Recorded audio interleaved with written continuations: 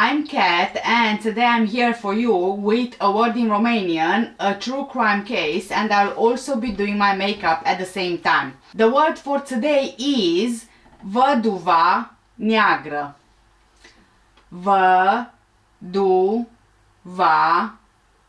neagră. Văduva neagră. Well done, guys, you just said the Black Widow.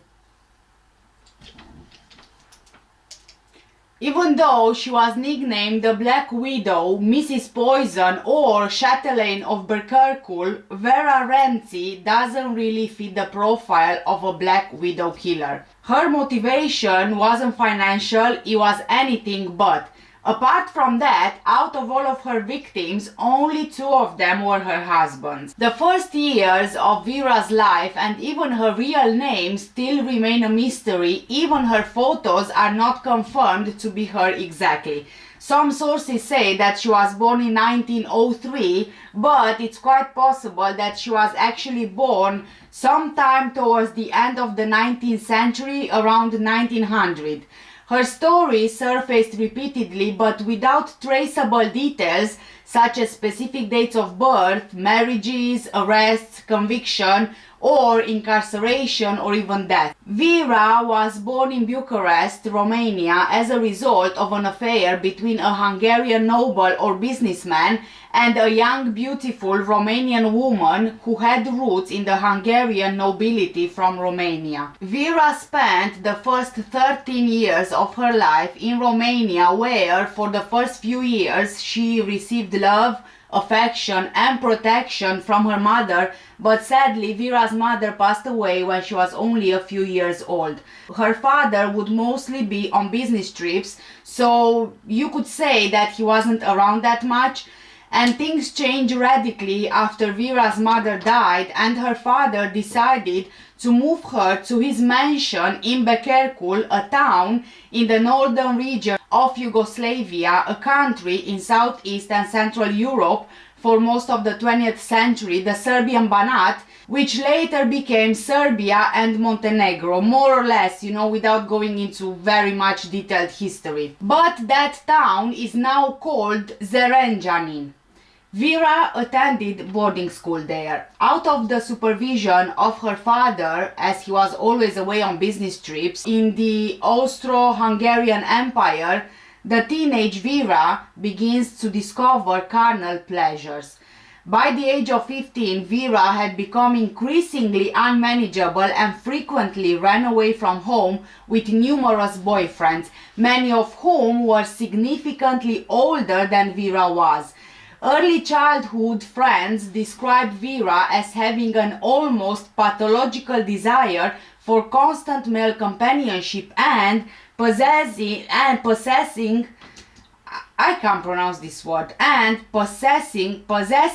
a highly jealous and suspicious nature. Because of her father being mostly absent throughout her childhood, Vera was constantly looking for a fatherly figure to protect her. And because of this, Vera's life will be filled with quite a lot of affairs and relationships. A student of a local girls' school, Vera shocks the whole community with the sexual scandals that she provokes and in which pupils, students, married men and even her father's business colleagues are involved. The degree of depravity of the underage Vera is so high that more than once she was caught by the supervisors in the student's bed in the dormitory. According to reports, even from this phase, there is a sickly possessiveness of Vera who wants her lovers to spend all of their time with her. That's why her adventures ended with episodes of hysteria and scenes of jealousy. With all of these lovers in big numbers, rumors were spreading and Vera's reputation got stained. Even though her father was of nobility and with power to hide these travesties, he just couldn't do it. They were spreading far and wide.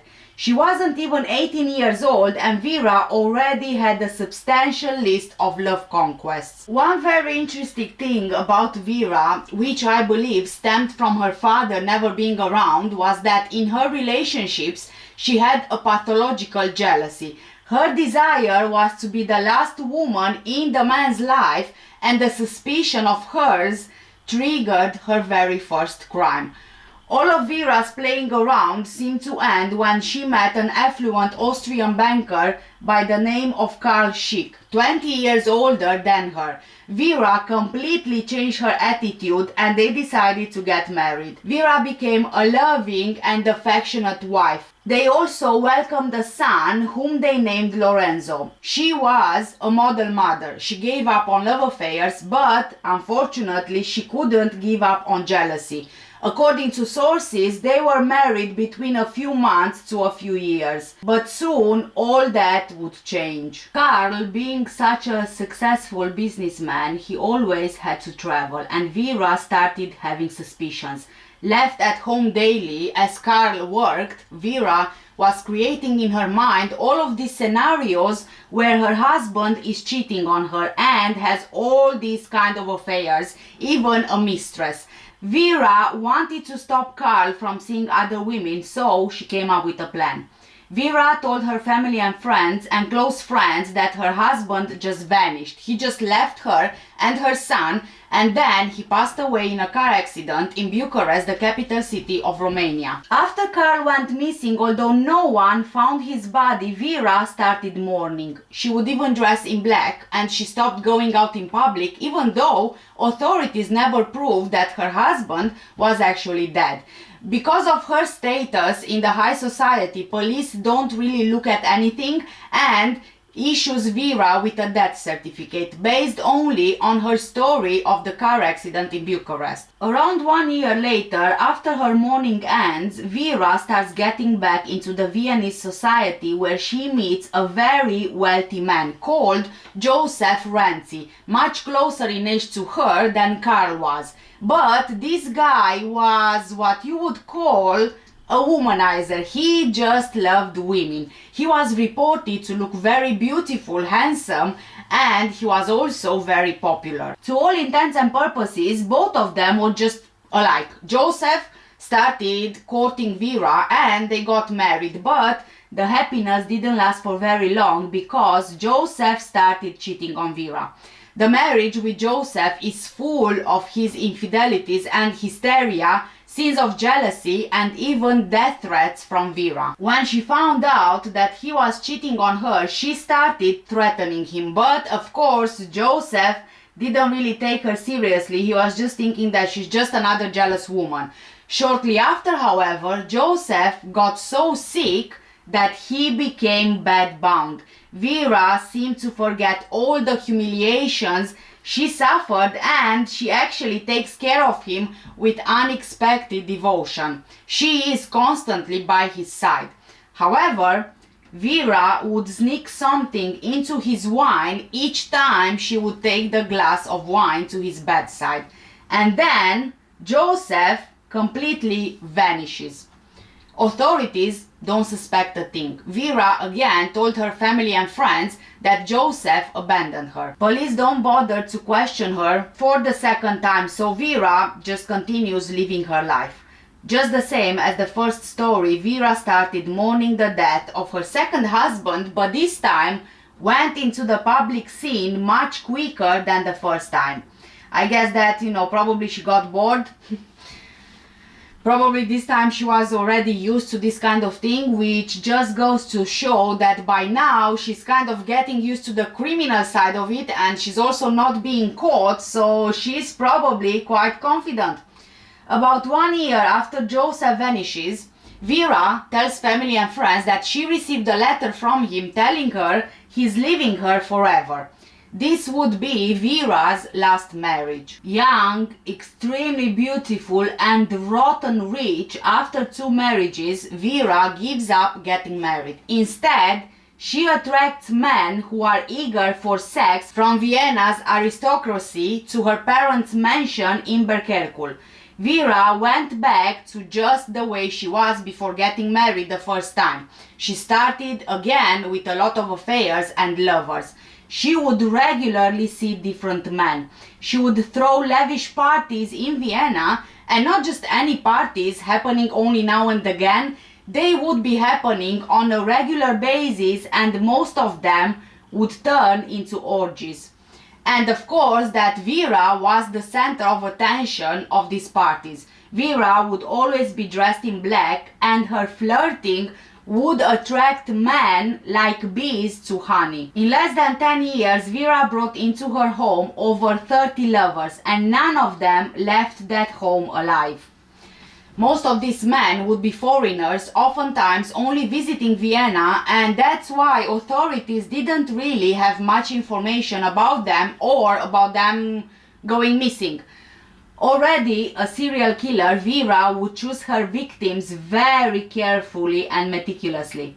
But getting into her routine as time went on, she started paying less and less attention to the finer details. Her victims' number would certainly have been higher if Vera wouldn't get involved with a married man named Milorad. At one point, she found herself a lover, another one. A Serbian banker called Milorad, 20 years older than she was. He was a powerful, but most importantly, a married man.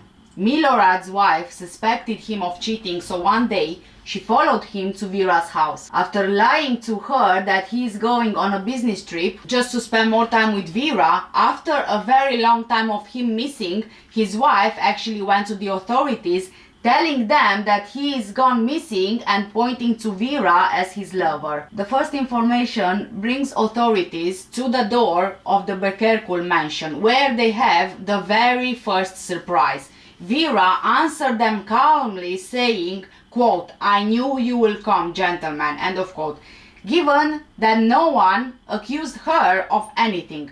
After being questioned about Milorad, she acknowledges her relationship with him, admitting they did have an affair, even giving a statement about this. But she claims that she broke up with him as soon as she found out he was married, and because he was also feeling remorseful for cheating on his wife.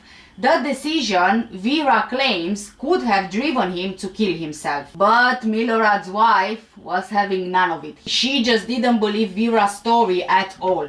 Not happy with the information given from the police and found by the police, Milorad's wife starts an investigation of her own. She discovered a love letter from Vera between Milorad's clothing. On top of that, she also found out about the mysterious disappearance of Vera's two husbands and her own son, Lorenzo. Armed with this, she now puts pressure on the Serbian authorities. Having all of this information, Milorad's wife went back to the police and showed them the love letter, also telling them about everything else that she discovered. Again, the police went back to Vera's home to question her. However, this time she denied even having a relationship with Milorad. Confronted with her statement and the love letter as well, Vera hysterically broke down. Dramatically, she fell to the ground and she started shouting, "I'm not a criminal!" The police was speechless because no one really accused her of anything. Her nervous breakdown leads to the search of the entire mansion, including the family crypt, which I believe was under the house, kind of like, you know, in the basement. When the police went into that crypt, to their horror, in front of their eyes are 35 zinc coffins placed in a circle, and in the middle an armchair and a table on which there is a candlestick with candles, a bottle of champagne and a cup. On each coffin was placed a label with the name of the occupant written on. Over a period of 15 years, Vera would go down to this crypt whenever she felt the need to, enjoying a glass of wine and talking to the dead spirits of her victims. She confesses in the semi-dark crypt lit only by a few candles. After looking at the coffins and describing each victim, Vera collapses in pain in front of the 12th coffin. It was the coffin of Lorenzo, her 10-year-old child she had killed after the boy found out about his mother's dark secret. In the coffins, all the men who Vera had an affair with and disappeared were found.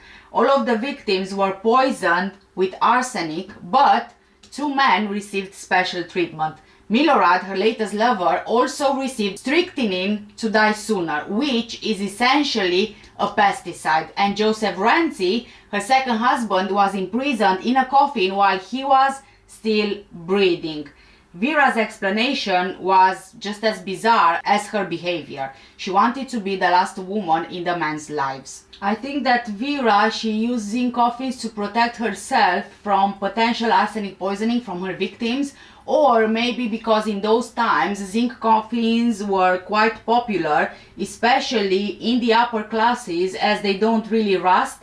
Initially, Vera Renzi was sentenced to death for these horrific crimes, but the clemency law from Yugoslavia at the time saw her avoiding the death penalty because women were not allowed to be executed. So instead, she was sentenced to life in prison, being held in a maximum security prison. Whilst in prison, things really worsened for her. According to witnesses in her cell, Vera believed that she was surrounded by the spirits of her victims and she would speak with them for hours out loud. It was discovered that she was actually schizophrenic, so she was transferred to a hospice where she eventually died because of a brain hemorrhage at 57 years old in 1960 in Serbia. Born in the last years of La Belle Époque, Vera Renzi looks more like a Hollywood movie character than the daughter of a Hungarian bourgeois and a small noblewoman from Transylvania. Sexual orgies, murders, betrayals, mystery, and a young woman of captivating beauty are ingredients for an internationally successful novel or film.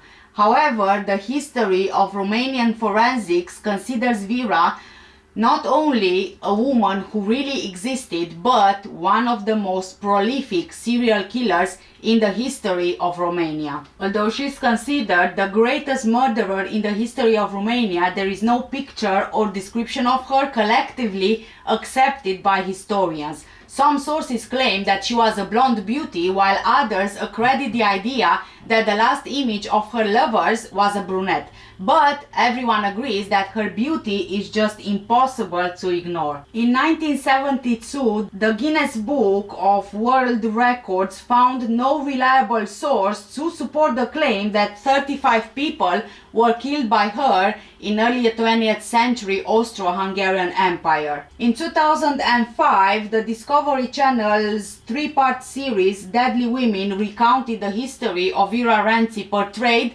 through reenactments and commentaries from FBI agents and criminal profiler Candice DeLong and the forensic pathologist. Vera Renzi was featured in the series' first episode titled Obsession, where she is described as having killed her victims in the 1930s in Bucharest, Romania.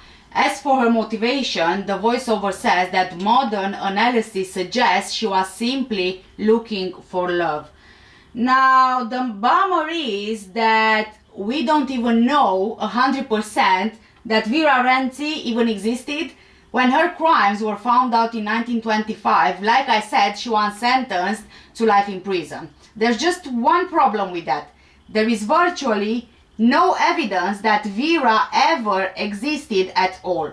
You can find plenty of information about her online. There is no doubt that she's considered to have been one of the most prolific female serial killers of the 20th century. So there is plenty to read about. She even has a Wikipedia entry which has her alleged dates of birth and death, tells us about her childhood in Bucharest, I mean the whole story. But when you start looking deeper, it kind of just doesn't add up. If she was born in 1903, given that she was married twice and was supposed to have killed more than 30 lovers, in addition to her 2 husbands and her 10-year-old son, all by 1925, even then she would have had to start very early. She would have only been in her 20s. But there are photos of Vera online as well, and they all seem to be of the same person, which suggests that they aren't just, random photos pulled from any old photo archive. It turns out though that some of these photos, they are of a woman named Vera, yes, from around the right time, but they are actually of Vera Fyodorovna Komisarjevskaya, a famous Russian stage actress who lived from 1864 through 1910. She was famous enough that there would be plenty of photos of her to choose from, but not so famous that everyone would immediately know what she looked like. So, if Vera Renzi wasn't real, where do these stories come from? The answer to that question presents some mysteries of its own. The story of Vera Renzi was first reported in the Danville Bee in May of 1925. It was picked up by other papers at the time, so tracing the original can be quite tricky. The original appears to have been by one O.B. Tolisus, cited in the Danville Bee as a Universal Service correspondent. It's possible that this is actually Otto David Tolisus. If that's true and the B initial is just an error, then it would give the story more credibility, given that Otto Tolisus, who was working for the Universal Service in Berlin at the time, won a 1940 Pulitzer Prize for his reporting on the rise of Nazi Germany. Like most things about Vera, maybe we'll never get to know the full story. The original article and all its various copycats and repetitions contains a lot of details, even if the story they are reporting on isn't true. According to this article, Vera is described as being beautiful as a picture. She killed her 32 lovers and 2 husbands and her son for cynical reasons, according to the statement alleged in the original copy. Quote, out of jealousy, she reportedly replied when police asked her why she had done such a terrible thing. Quote, for I know that tomorrow they would run after another woman, so I said to myself, they had better sleep quietly in my cellar without having to excite themselves. End of quote. She killed her son after he discovered what was in the crypt. Besides 2 dead husbands who had each vanished, she had the 32 other men preserved in zinc in large tins in the original article, which makes more sense than the zinc-lined coffins it changed into over years of retelling the story, which would have been quite expensive and also probably quite suspicious. On each tin was the name of the victim as well as the date of their death and how long they had been Vera's lover.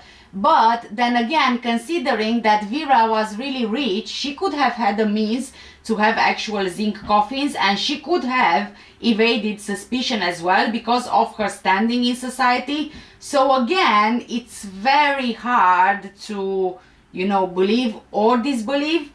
There is very little evidence outside of that one newspaper article to suggest that any of it actually happened at all. The website The Dark Minds reported that there doesn't seem to be any arrest records, newspaper accounts from the country where the crimes took place, or anything else to suggest that Vera Renzi actually lived at all, let alone that she committed the murders associated with her name. If she was sentenced to life in prison, she should have been around for some time after 1925, and there should have been prison records to attest to her incarceration. Instead, there appears to be nothing. Alex from The Dark Minds wrote that he contacted a professor of history in a University of London, a specialist in Yugoslavia and the Balkans. The professor wrote back stating that to his surprise and knowledge, he doesn't know anything about this case. In fact, he has never heard of Vera Renzi before. If a woman as notorious as Vera Renzi would have lived and committed the many crimes for which she was apparently convicted of, there would be more records available than a handful of basically identical duplications of a single news article from an American newspaper in 1925. Yet, if Vera Renzi didn't commit these gruesome murders, where did the story come from in the first place? But, then again, in those times, it was much different. The 1900s, you didn't have evidence collected as you have now, records as you have now. Different countries were dealing with crime and reporting of crime much differently than now.